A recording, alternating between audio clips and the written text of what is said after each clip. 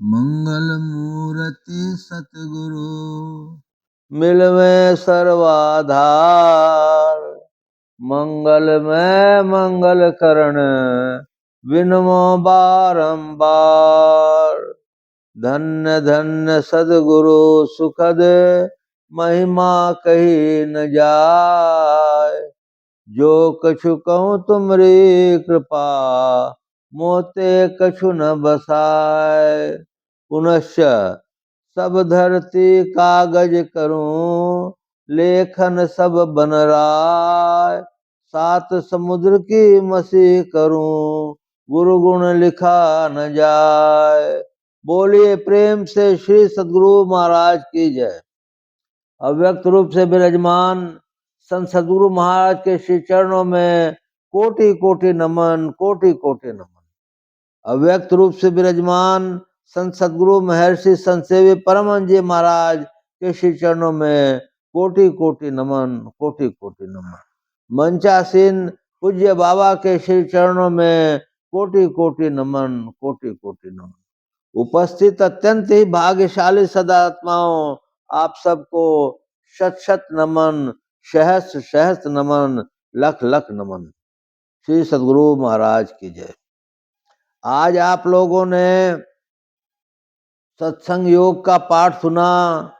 इसके बाद हुजूर महाराज गुरु महाराज का पाठ सुना।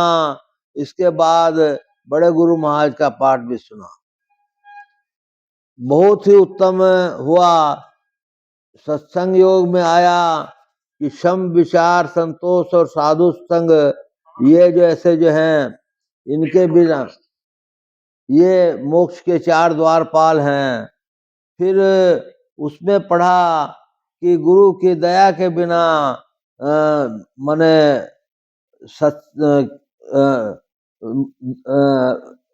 गुरु के दया के बिना क्या क्या दुर्लभ है, ध्यान नहीं है मेरे को। इसके बाद गुरु महाराज की पाठ में आप लोगों ने पढ़ा शरीर रूपी खेत में सत्संग रूपी फसल उगाते रहिए। तो अब हम लोगों को कहना है कि इस मोक्ष के चार जो द्वारपाल हैं, शम विचार संतोष और साधु संग, इसमें बहुत कुछ निहित आता है। सदगुरु के बिना तत्व दर्शन दुर्लभ है, सहजावस्था दुर्लभ है। सत्संग के सतगुरु की दया के बिना हम लोगों को अगर ये मोक्ष के चार द्वार पर पहुंच पाते हैं तो पहली सीढ़ी हम लोग प्राप्त कर लेते हैं, बहुत बड़ा काम हो जाता है। और यदि हम लोग संत सद्गुरु महाराज की दया प्राप्त कर लेते हैं तो ये अति सुंदर होता है। माने सद्गुरु की दया प्राप्त करना इतना आसान भी नहीं होता है। आप लोगों ने प्रत्यक्ष देखा होगा, प्रत्यक्ष विचारा होगा कि 1942 या 44 से लेकर सद्गुरु महाराज की मने सेवा में संत सद्गुरु महर्षि संत सेवी परमहंस जी महाराज रहे और 1985 तक उनकी सेवा में अटूट धारा से बहते रहे। तब उनको जो है उतना सब ज्ञान मिला कि वो संत कहलाए। इसी तरह से इतनी सेवा करने से हम लोग भी उस स्थिति को जा सकते हैं।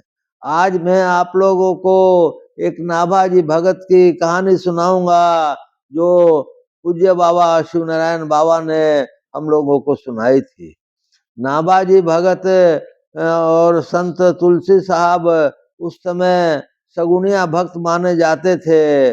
उनको न्योता देने के लिए नाभाजी आए। उन्होंने कहा कि ठीक है मैं आऊंगा। फिर उनके जाने के बाद उनके मन में विचार आया कि ठीक है मैं आधा पौने घंटे बाद जाऊंगा तो जाना भी हो जाएगा और जो है हमारे दूसरे जातियों के साथ बैठना भी नहीं होगा। अब आधे पौने घंटे के बाद आए तब उन्होंने पत्तल चला दी थी। पत्तल चला दी थी तो जब ये पहुंचे तो पत्तल खत्म हो गई थी। तो नाभाजी ने कहा कि देखिए पत्तल तो खत्म हो गई है। तो इनके संस्कार जो हैं पहले ही से थे। उन्होंने नाभाजी की 2 जूतियां ली, शायद, और उनमें कहा कि एक में दाल दे दीजिए, एक में चावल दे दीजिए। इनके भक्ति रूप को देखते हुए नाभाजी ने अपने सीने से उनको लगा लिया और उनको तत्व दर्शन, आत्मज्ञान उसी समय हो गया। इसको कहते हैं गुरु भक्ति। इतनी भक्ति गुरु की यदि हो जाए तो संसार में किसी के लिए भी कोई काम असंभव नहीं है।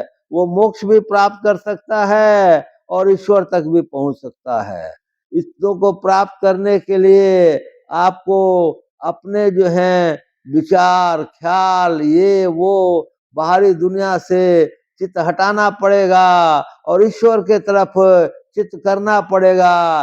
एक ही काम आपको रह जाए कि मेरे को ईश्वर को प्राप्त करना है, और सब काम तो होते रहेंगे। और सब काम 2-4 घंटे में आप निपटा लीजिए, और निपटाते समय भी ईश्वर का मन ही मन भजन करते रहिए। देखिए सब काम गुरु महाराज अपने आप आपको समर्थ करवा देंगे। इतना ही मैं आप लोगों को कह सकता हूँ। मेरा जो जीवन है वो धन्य है कि गुरु महाराज की कुछ सेवा करने का मेरे को अवसर मिला। लेकिन मैं अपने आप को उतना पात्र नहीं समझता, क्योंकि उनकी सेवा यदि भरपूर किया रहता तो मैं भी एक इससे अच्छी स्थिति में होता। बोलिए प्रेम से श्री सद्गुरु महाराज की जय। अब बाबा से निवेदन है कि वो आगे का कार्यक्रम शुरू करें। श्री सद्गुरु महाराज की जय।